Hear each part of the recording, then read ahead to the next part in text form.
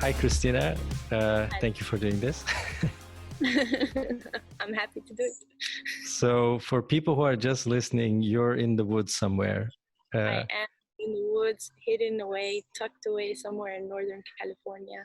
Yeah, it looks nice. I look like I'm in a dungeon because it's like this harsh lighting. Well, it's a lovely blue color. That's refreshing. Thank you. Yeah, every room in this apartment has a different color, so it's interesting for videos. That's why I like it. So I wanted to have you on because I recently compared India and Pakistan after going to both countries literally like right after one another. Yeah. And probably not surprising that people were super pissed off when I compared both countries. I think people got yeah. It was totally shocking for me as well. Playing with that. Yeah. And so a lot of people were asking, a lot of women were asking me, if you were a woman, what would have been like in both countries? I've been to India close to 20 times. Pakistan was my first time, and I can only give so much of an idea, right? So you've been to India. How many times have you been there? I don't tend to count too much my travels, but I spent about 2 years there. 2 years. Yeah. And so you've traveled there solo. I mean, you know the country pretty well, I guess.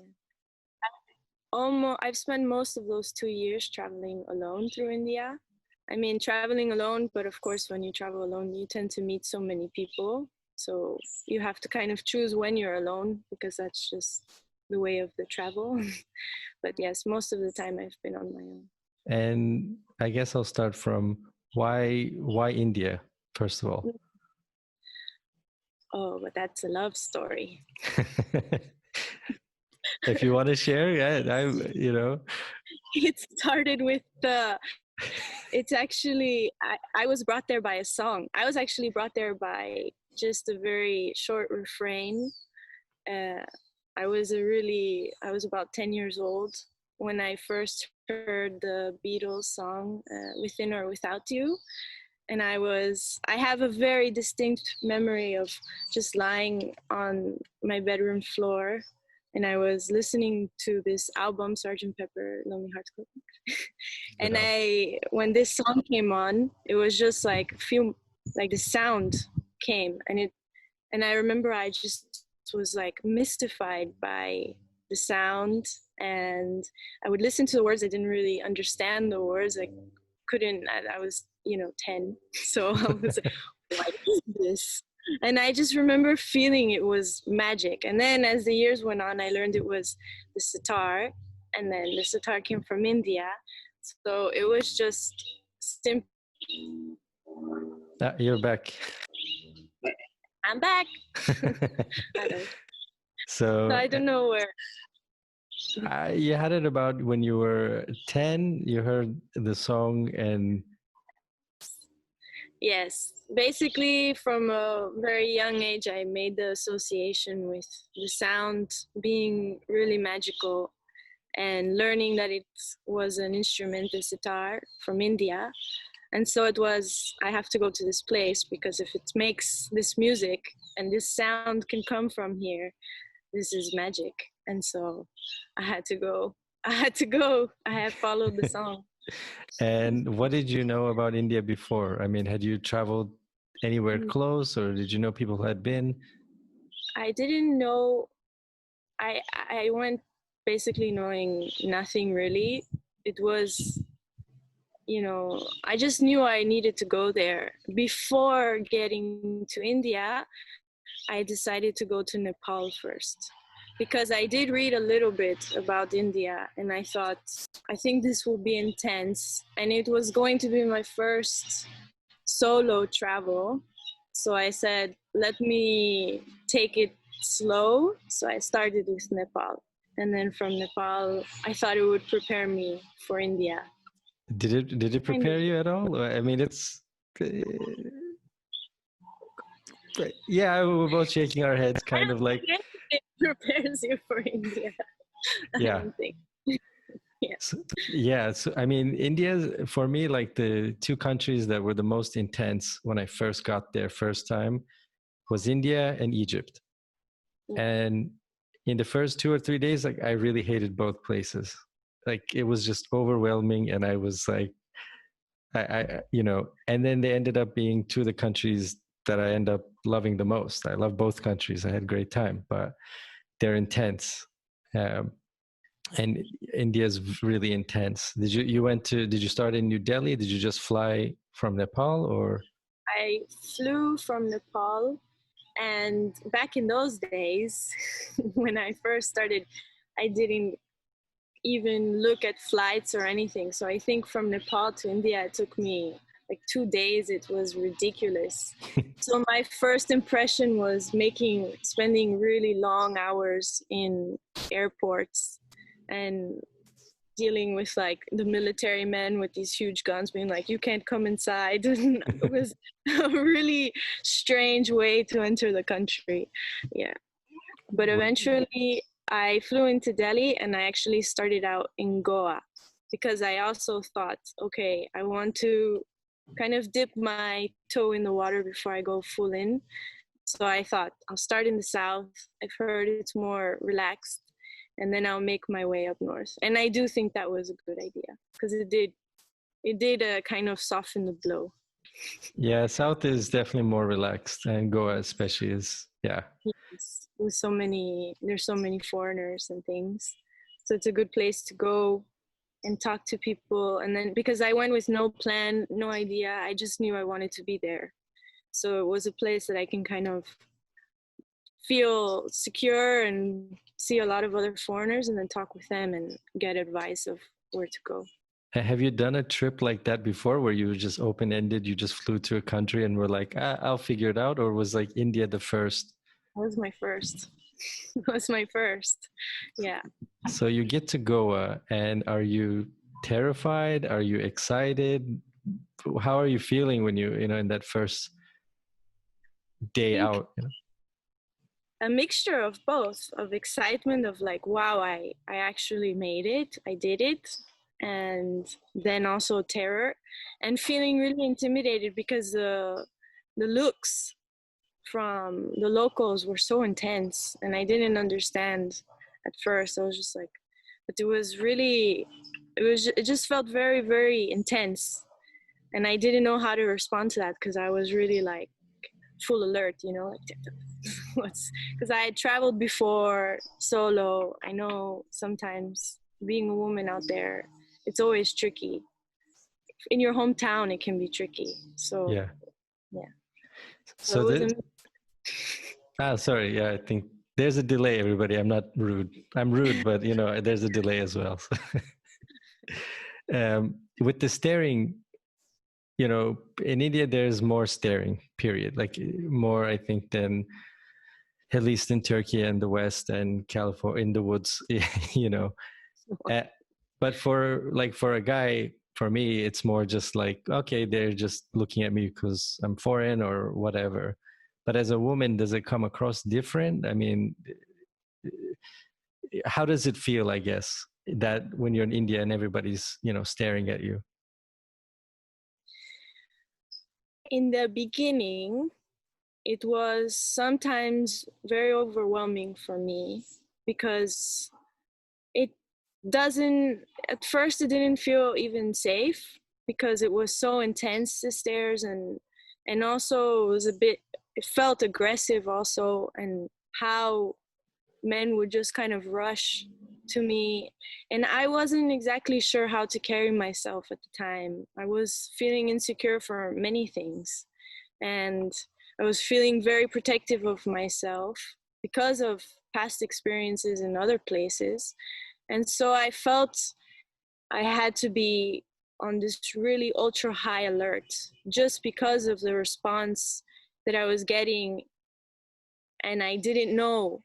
Later on, I kind of began to understand what things meant and why they would look this way, and I could interpret more. But in the beginning, it was very shocking at first, and it was very hard to deal with because I wasn't ready for that exactly. And is it just staring? I mean, how I guess in the beginning it's, you know, the staring, but how did you interpret it, and what have you learned about it Hmm. as a woman? You know, what would you say? Hmm. I would say a lot of the staring comes from, first of all, a lot of the time it's very innocent. It's just pure curiosity. There could be times where people have never seen a foreigner. But they've seen a million movies, foreign movies, and they've seen a bunch of Western women. And so it's a lot of the time it's just pure curiosity. And then also the culture, it's very close knit. People don't take so much offense if you stare or you talk suddenly to a stranger. Um, so I think it's a lot of that, and it's also at first I being in the woods, there's Mosquito. bugs everywhere. But yeah, I think what my thing also is that Western women, it really matters how you dress. That's been my personal experience traveling alone. And because I travel alone, I know how other women who they travel in groups or they're with friends, if you're showing a lot of skin, they kind of make an association with what they've seen in movies or even pornography, like, to be honest, they've seen, and what they see is Western women. So I feel like if you're already battling against that, the preconceived notion that Western women are more loose and always kind of ready to, you know, undress and do whatever. That's the impression that they have. And so even if you're dressed very covered up, you know, you still are going to get a lot of attention. And I think it's just finding the balance of, like, knowing what you're comfortable with and how to dress, and understand that the stares are not necessarily an aggression or an attack. They're just, sometimes it's curiosity, and, you know, Yeah, they want to see how far they can go. I remember the first time I got on an Indian train and some guy just literally sat on basically on my lap. Like he just sat on my lap. And I was like, at first I was like, whatever. And then you get used to it and you're like, there's more than 1 billion people in this country. People like literally have to sit on each. I mean, it's just, Yeah. you know, that's how it is. So for the dress, Mm. how do you dress in India? Well, what is the advice for a woman? You Yeah. know, Personally, I dress very conservatively, and that doesn't mean I dress ugly. You know, I can still have my style, but I do tend, if it's very hot, you know, I'll wear a tank top or something, but then I'll wear like a thin scarf over, and then I'll wear like loose pants. I don't tend to wear like too tight, especially when I'm traveling on trains or buses, or I'm making transfers and things. I make sure to dress like with roomy clothes, and I'm pretty covered up. I think that it's because I'm already going to get stared at, but I also, it's a way of saying, like, I'm not like this. Respect me. And but also it really depends where you are, because if you're in Goa, in Arambol, or you're in Pushkar in Rajasthan, and everyone everyone is so used to seeing foreign women in bikinis or like tiny itty bitty clothes, you know, then you can go to a place and kind of see how everybody is reacting, like, to the women, and then you can judge how to dress. But I tend to say, be more conservative, if not for yourself, then for the woman behind you, because a lot of girls, they dress very provocatively, but maybe they'll be walking with some friends, and then the girl behind her is not with anyone, so she's the one that's going to have to get all the attention that the other one didn't get. You know what I mean? mhm. Because she was kind of protected by just one other person. It's like a shield. But if you're on your own, you're going to have to eat all that lust that's been building up. So what happens if you dress wrong, right? Like what I mean, you know, as a man, like I'm so oblivious to that. Like you just don't have that problem of basically people staring. That's it, you know. But is it, you know, like people catcalling or like Oh yeah, they'll that kind catcall of? you anytime, any day. Yeah, they'll do it anyway. And but again, I think it really depends on like if you're willing to kind of stand up for yourself and be like, hey, piss off, you know, I'm gonna dress like this, and just kind of, you know, be, you have to have a really strong stance and walk with a lot of confidence and just, you know, no, like I'm not defensively. I don't think that's one thing I learned is you don't need to be defensive or aggressive. You just walk with confidence and like know, you know, you have yourself and you're strong in yourself, and it's okay, but it's just more complicated.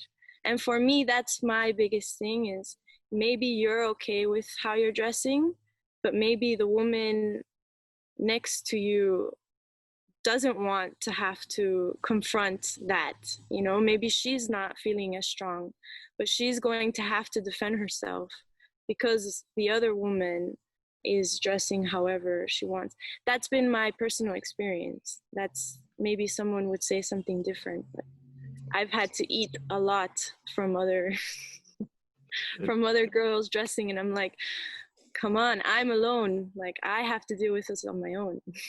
I when we were talking about Pakistan with the previous guest, I was thinking the general advice is like cover to your into your core. You know what I mean? So like forearm, like it's just to break it down stupid wise, but like forearm, okay, then your arm, then shoulder. Like the closer you get into the kind of your core area, the less likely, the more trouble you'll have, or the less acceptable it's probably going to be locally, right? Like, Definitely. so I think is that's pretty much the same in India, I'm guessing. Same in India. If I would say in India though, because they do in the sari, they do show some midriff, so it's not too far out. If you must show a little bit, it would be more midriff because that's not as scandalous as showing, you know, a lot of cleavage or even shoulders. Yeah, shoulders seems really popular. I don't, you know, that's just like a worldwide thing. It's like always the advice for women is don't show your shoulders. And I find that kind of odd. I mean, you know, makes sense, but at the same time, it's also shoulder. Okay. Um, right. So, Guess it's provocative to show. It's a little, I don't know. and like the thing about it is like, I think people have this idea when they see a woman in a sari, they see an Indian woman and they think, oh, well, maybe I can show more, or it's okay if I, you know, wear a skirt to wherever or whatever. And then they realize like, oh no, I'm getting a lot of separate attention. I think it's very separate from a sari, right? Like the look and how people perceive you in that way.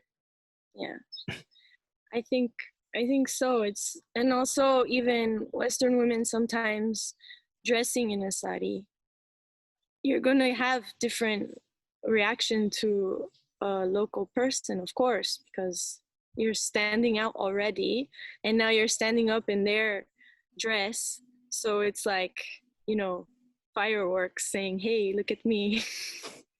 So I guess you know, when you're walking down the street, you're pretty new there. Let's say at the beginning, you're getting guys staring at you, but you're getting used to the staring, right? Like you're starting to understand basically what is a normal stare, I guess, and then what's maybe where you have to say something or right. But there's the, you know, what's like the cat calling like? I know it sounds like a dumb question, but like, do you ever feel in danger or do you just ignore it? In the beginning, I felt in danger much more than, you know, after spending a lot of time there. I also tend to go to very small towns. I don't spend too much time in the tourist places. I used to when I first got there, and I recommend it. It's really good to connect with other foreigners and have a chat and kind of find where you want to go. I think it's a good idea. But yeah, in the beginning, I think because you don't, you'll just be walking by and you hear all kinds of things. And a lot of times in the beginning, I would be very serious because I was like, leave me alone. Like, I don't want to be harassed all the time. So I'd be very serious. And they cut that like this all the time. Why don't you smile, beautiful? Come into my shop. I'll make you happy, like all kinds of things. And I, my biggest recommendation to anyone, especially when they're starting out, is you don't have to be too serious and you don't have to walk like, boom, boom, boom, stomp around. I think just, it was an Indian friend who taught me this. He's like, your power and everyone is going to treat you how you look with your eyes. And they used to tell my friends, eventually they told me, you have so many problems because you always give everyone your eyes. You always look at everyone and you share and you give, and they're giving you stuff you don't want. And they're like, take care of where you look and who you give your eyes to. And so it sounds a little bit funny, and I think it's something you have to kind of play with. But I think just by keep walking and walking, just I'm mindful of like, I know these people are staring at me and I'm just not interested. So I won't even, I'll glance and my face is, I'm happy, but I don't need to give them, if I don't feel comfortable, sharing a moment with this person, I simply won't give it to them. And they really back off. I have, ever since I started being mindful of, not just throwing myself like, hello, hello, hello. And then it's become really nice because people are like, okay, she's just not going to she can't be messed with. And why do people want to, I mean, like, it sounds like a dumb question, but why do they want to talk to you? Is it just like, okay, let's say somebody's staring or catcalling and you go and give them attention. And you say, hey, whatever. What happens then? Like, are they trying to sell you stuff, or is it just they don't know what to do at that point, or is that dangerous and you shouldn't do that? I mean, dangerous. I feel like it's very rarely dangerous, honestly. It depends where you are. You know what? It's very rarely dangerous during the day. In the night, then it becomes dangerous. And that's the biggest thing. During the day, as long as there's daylight and you're out and you're going around, it's very, very, it's a special case, I would say, for it to be an actual danger. Most of the time, it's silliness, and maybe someone taking advantage of the one and only time they're ever going to say something to a foreigner, so most of the time I think it's just playful, or they're trying to sell you something, or like any other man in any other place in the world, they're trying to see what's up. Like, hey. And yeah, the technical term of, say what's up. Yeah. So I guess now I found, because for the similar thing that I noticed, like in Egypt, which is kind of what I compared to, is when a lot of people come up to you, like, I have this straight face. I would keep straight face. I mean, that's just how I am. I'm not very smiley, like on the street. And people would get really aggressive. And what I realized is the code there is everybody smiles. It's a very smiley culture. So if you just smile and say no back there, that they were fine with that. There was no like increase of this aggression. But you mentioned like night, walking around at night. I mean, is it? I mean, I've been there. Like, I know it depends where you are, really, too, right? Like, but is there any special advice for India if you're walking for a woman who's going, okay, now at night, can I not go out? They're thinking, or I would say what I tend to do if I'm in a new place that I've never been at, I will go out in the evening to have a dinner or something, and then I don't go too far from wherever my guest house is, and I just because I want to know what's going on in my zone more than anything. And I'll just kind of hang around and see, like after the sun sets and it starts getting dark, when I stop seeing local women, like when I no longer see Indian women on the streets and it's only men, because that does tend to be the case in my experiences anyway, that at a certain hour there's no longer women and there's just, so when I see, okay, I'm here around 9 o'clock, I'm no longer seeing local women, I'm gonna start thinking about going inside, especially if I'm on my own. I feel it's been best for me when I go in when the rest of the women go in. It sounds a little bit ludicrous, but I mean, I've had some negative experiences walking at night. So I always recommend women who are on their own, either find someone to walk with you. If you don't have anyone that's safe to walk you home, or you don't have someone to share a ride with, I would start thinking about going in earlier than later. Yeah. And did you find like the hostels and hotels or the places that you stayed, they would give you advice, were they good, because in most of the places it's men working, the staff is men. And so a lot of times too, men might not know, an Indian man may be like, yeah, walk around fine. But did they give you good advice or? Give me any advice? What they give? No, they say, you're okay, you're fine, go. Okay, so don't listen to them. Don't listen to them. Don't even listen to the police. That's another thing I would recommend. Like, don't necessarily count on the police being the one that's going to help you out or save you. This is a general rule of thumb for me, because I've had experiences where I first got there and someone had just tried to scam me. So there was a police there and I tried talking to this policeman and then he's trying to scam me. I'm like, wait a second. I can't necessarily, and I've had other cases where men in uniform, I'll reach out to them for a hand in something, I need help, and it's actually not helpful. Yeah, I had a question for you. I'm going to bring it up now because you mentioned scams. So 2 times, Derek and I, we made videos where we intentionally got scammed in India, in Varanasi and Delhi. Yeah. And so we made these videos, and Indian people, I love you guys. I made those videos because you can do that in India, I guess, as a man. Like, it's not going to be a dangerous situation and whatever. We thought we'd have fun. And it was during the day, and we know what the scams are, usually like tourist shop and hand massage on the street and those kind of things, right? Would you, like, if we were 2 women doing that, do you think that would be a stupider idea? I mean, it was pretty dumb for us to do it, especially in Delhi, because we did have one guy where I had to cut out a lot of the footage because I really thought he was going to hit me. Like, it was pretty intense. He was kind of upset that we were recording him and wasting his scamming time, honestly. Yeah.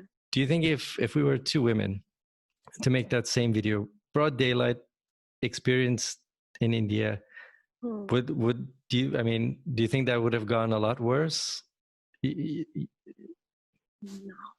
No, I don't think so. I think especially if you have experience there and you're feeling pretty comfortable, I think it's okay, especially in broad daylight. And as soon as you're 2, even 2 women, I think there's definitely a power in numbers, and there's definitely and also I think as a woman, when you kind of feel comfortable, you can play with the fact that you're a woman, because you are going to be treated differently.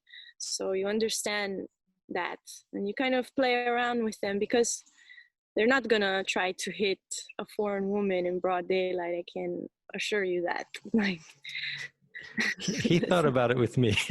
Foreign men, though, yeah, I came very close. Foreign men, they get punch, but a woman, ooh.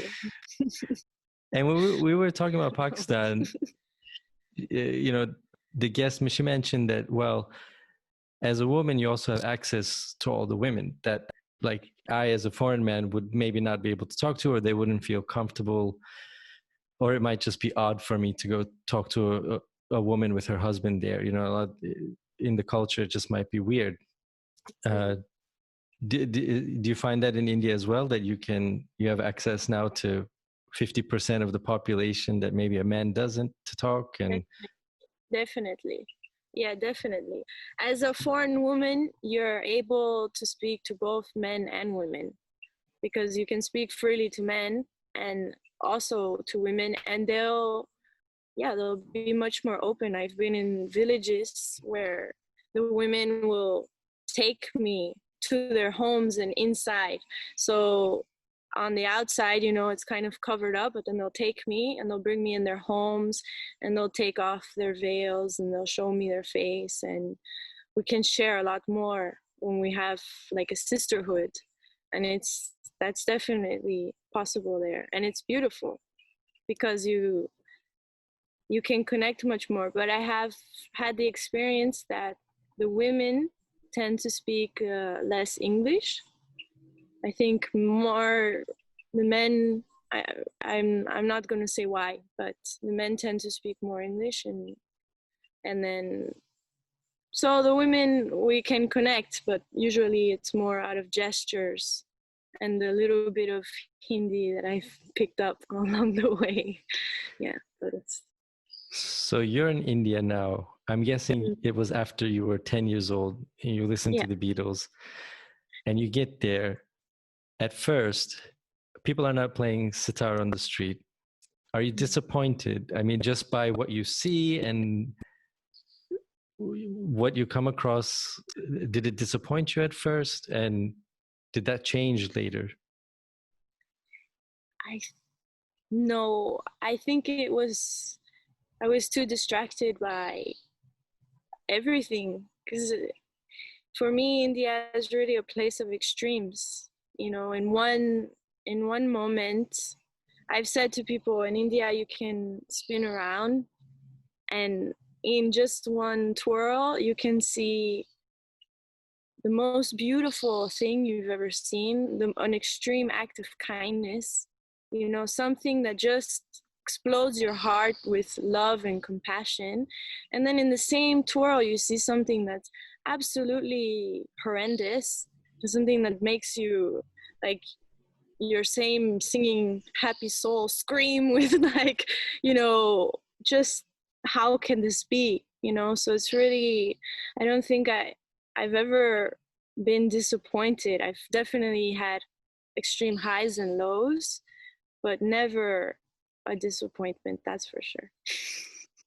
Yeah, I India does that to people. I find that when I'm there, sometimes I'm super frustrated, but then there are all these moments in between where I'm like, this is the most amazing place ever, and I think it has that effect after you leave.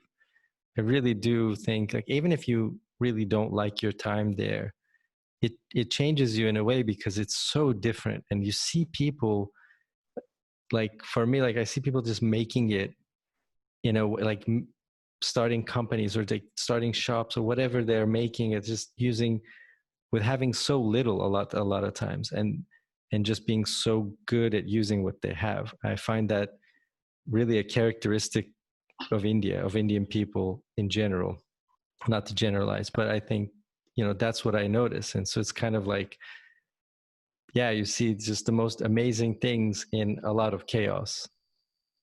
Exactly. And I also feel that chaos and the extremes is really what ultimately gives it, like, when you finally find your feet on the wave and you can kind of surf it, it's actually, for me, much more balanced. It sounds a bit strange because it's like shh, but if you can go in the stream and kind of be with everyone else and kind of unite yourself, I feel, because of the chaos, and because sometimes there's a lack of things, to put it in a way, and they're creating things all the time. So it's a constant creation. And then so I actually, when I'm there for long periods of time, I feel like I'm in a much more stable place than when I'm in the US, for example. I Which think is I think surfing is a really good like analogy. I remember when I was there, one of the couple of times, there was a guy who hated it. Like he hated it. I'll never forget. I don't remember where I was watching him from, but he was walking down the street completely the opposite direction of everybody and just bumping into them. I mean, not on purpose, just there's just like a huge number of people walking. And he's like, I have to go to that store or whatever. And I'm, you just go in in most places, you just go and walk the most direct route. But he was just fighting it and fighting it and fighting it. And I think people who end up not liking India fight it. You know, they go against that. It has a flow. You know, there is a flow there, and you just have to tap into it. And it takes some time to learn what it is. Otherwise, if you fight it, you're gonna hate it. You know. absolute. That's absolutely. You said it beautifully. I feel that that's really it. And I've seen that also, like so many people resisting,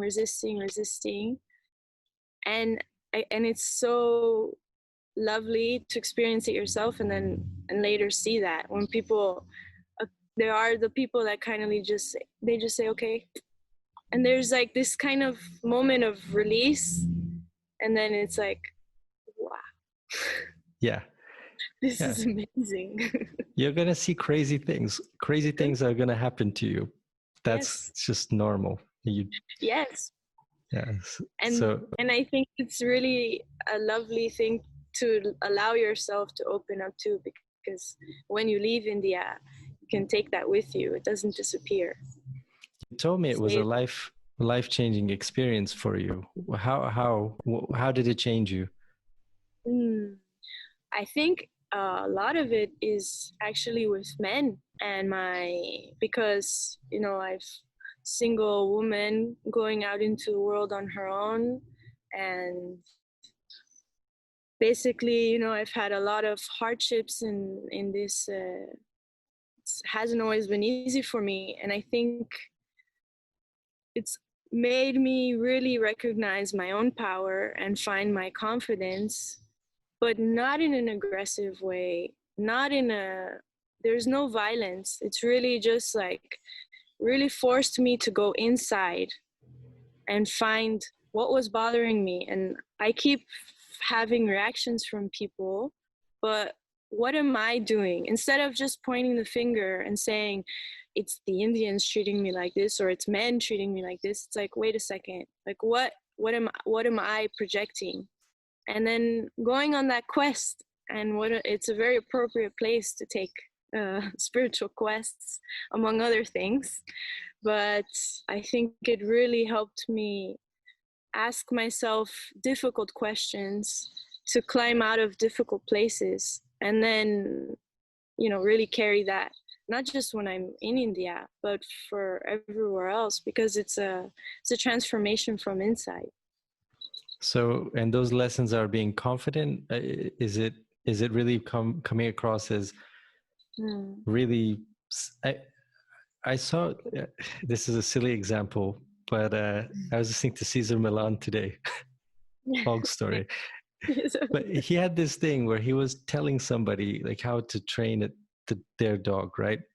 And he was saying, as the owner, the woman was not confident, but he said to her, think of an actress or a movie that you've seen where you see somebody really confident, and he was like, just pretend to be that character when you're walking your dog. I know it sounds dumb, but I think this technique works for like when you're like, like public speaking. Like I've used that before. It sounds silly, but I just go, all right, let me just think of some speech I've seen and try to channel that at least.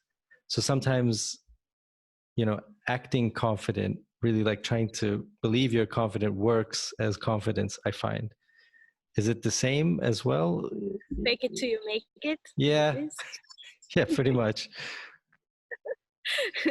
I think for sure I'm in the beginning of this really long journey I've taken.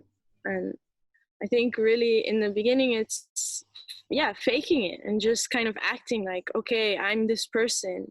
And then I think getting feedback, and then I think that feedback, and eventually, you kind of plant that seed inside and it starts to grow. But I think the confidence really comes also from a, a loving place from yourself, because at a certain point, I just looked around me and I was like, no, like I can't accept that I'll be treated this way, and because I deserve more than this. And it's kind of saying, like, giving myself that worth, because I think a lot of the reactions I was getting was maybe in an unconscious way. I feel like, well, this is the way it is, and maybe I deserve it, because who knows why? Women, we have a long history of many things. We won't get into that right now. But I think it's just saying, like, no, I'm not. I'm not gonna allow this to be my reality. What can I do? And then it's really saying, oh, well, I can start from a place of love for myself. I think India is, I would say, if you're a novice traveler, so if you haven't traveled a lot, that's like advanced level travel to me. Yeah. If you're from the West, I'm going to assume, like, if you're from Sri Lanka, it's probably not, but it's like putting the travel video game on high level and you're thrown in. So I don't, I would say if somebody's looking for a place to travel, it's probably not the best first place to go, because it can really be intense. So it helps to have some experience. But as a woman, and you're going there for the very first time solo, what advice would you have for a woman in the same situation that's just like, I'm going to go to India by myself. I've never been there. And hopefully I hear some sitar on the streets or something. Yeah.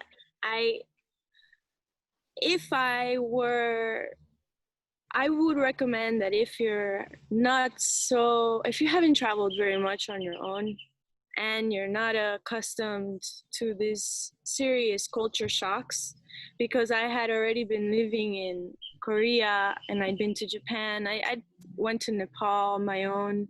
So I had some kind of background, but otherwise I would definitely go, if your heart and your soul is like, you need to go to India first before you do all these other travels.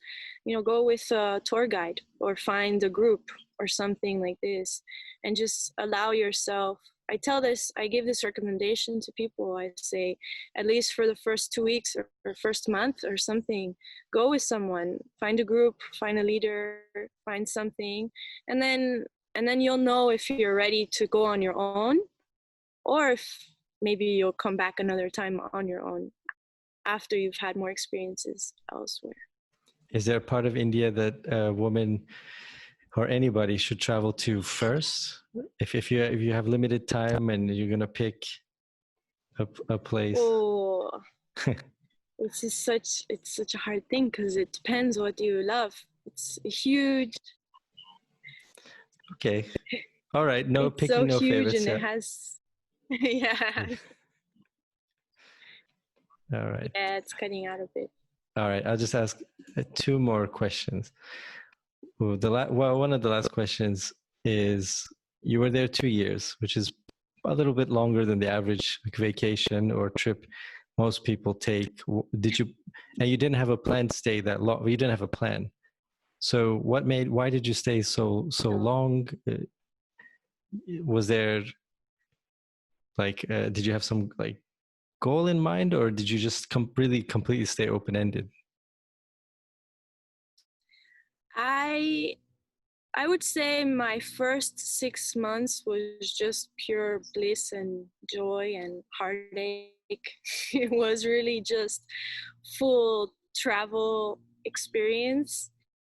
And then I would say, little by little, I got because I started out very in the tourist scene, and then I had an experience that kind of threw me off of that, like literally threw me off of that, and I went kind of behind, and but eventually that's where I learned how to make jewelry. I became a silversmith in India. I have my teacher there. I also found a volunteer organization to help street animals in Rajasthan. And yeah, doing just kind of making jewelry, meeting other artists, listening to a lot of sitar music. And just kind of I started to just make a life there. I really, of all the places in the world, it's where I most feel at home. It's where I feel the most connected to everyone and everything, even though it's really difficult, even after so much time. Oh, yeah. So if you're visiting back, where do you go in India? If you're going to go back, where would you go? Which part would you revisit, I guess? Oh, where wouldn't I go? No. I would most definitely go to Udaipur. This is where Animal Aid Unlimited. It's where I work with the animals, and I'm very much in love with all the workers there. We have a tight connection. So I definitely go back to Udaipur in Rajasthan. I definitely go up into the mountains in the Himalayas, Parvati, Manali, these beautiful places. And then what I really want to do is, I'm not so familiar with the South, so I would definitely go explore the South, because I got stuck in the crazy North, just Yeah, once it hooks you. People complained so much in the comments. They were like, "You've only been to the North." I was like, "No, I've been to the South more, but I've only just taken videos in the North. That's why it seems like I've only been in the North." So, yeah. And last question: is there any final advice for women traveling to India that's different than, well, what you've already said, but that's different than traveling in Korea or Nepal? Something that's specific to India? I think really just my advice is know that it's possible that someone's going to cheat you, and that's okay. And that's really, it's a small price to pay for the experience. I would say don't allow it to be a time where you kind of soften the edges and you allow yourself to flow, even if it's a scam, even if you end up being like, oh, how did that?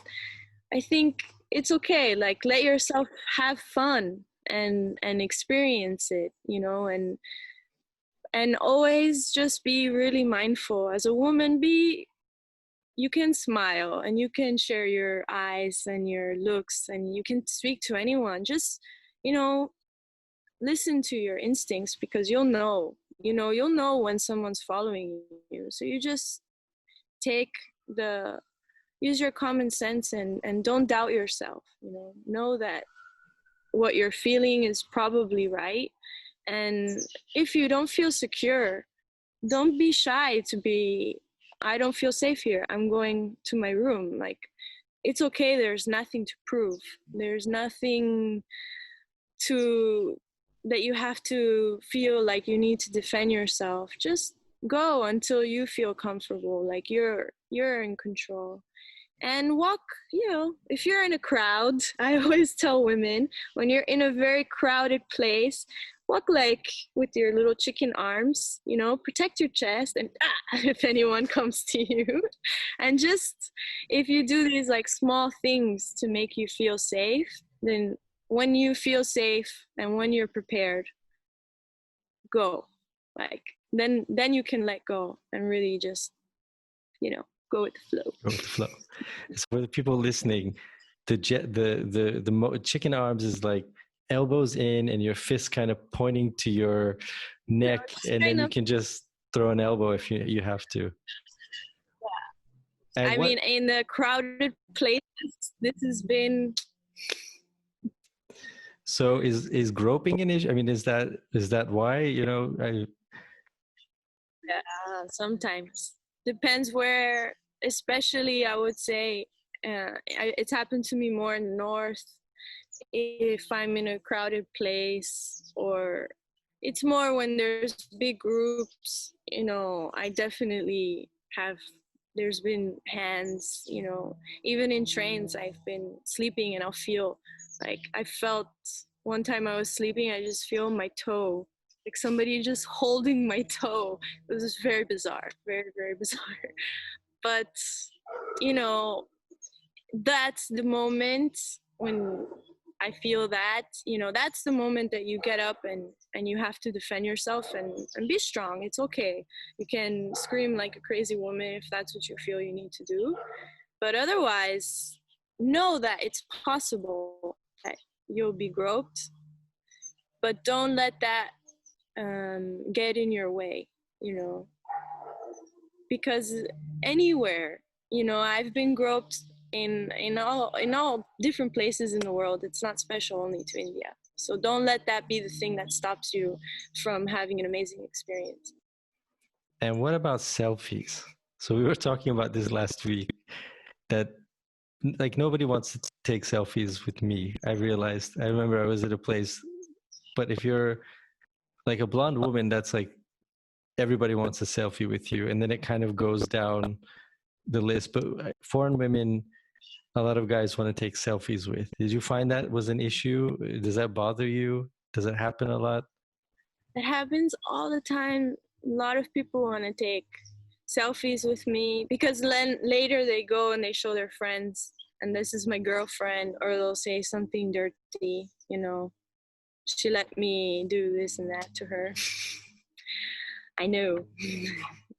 But I mean, it happens all the time. I just, if I feel like yes, I'll say yes, and if I say no, no, like, oh no, I won't do it. I'm getting you back slowly now. Well, I'll then wrap it up because the internet is chopping, and I don't want to keep you too long anyway. But it sounds like I think all that you've said, like for me, resonates a lot with me because I feel a lot of the same things about India. Like it's really a learning experience. I mean, you just leave the place different, and you have to like adjust to it. And then when you go back, people ask me why you go back so much. I was like, because then you can play with it. Like I don't need to see the Taj Mahal or wherever. Like you get that kind of stuff out of the way, and then you can just enjoy all the side stuff, like all the random little things that happen, which is pretty much what the best part of India is, I think. So. Yeah, sure, for sure. When this pandemia and the world starts to open again, I'm going to start offering small bilingual tours. I'm going to be focusing on women. I'm going to be offering only to women and going to different places. There's a lot of places in India where there's women who have been abused or women who've had acid thrown on them. There's also women who are making beautiful textiles. And my silversmith teacher is the first woman silversmith who was publicly teaching. So I hope I'll be able to offer these things when the world opens up again. You send me the links, you send me the information, and I'll let everybody know. So yeah, definitely let me know, and hopefully we're all traveling soon, I hope. Yes. Yeah. We will into a new world. Yeah. Well, thank you again, Cristina, so much for your time and talking about India and solo female travel in India. It's I think informative for a lot of people and for me as well. And now I can give a good answer because people have been asking, they ask me and I'm like, I really can't say really firsthand, I can only guess. And this is a much better answer. So thank you very much. I'm very happy to do it.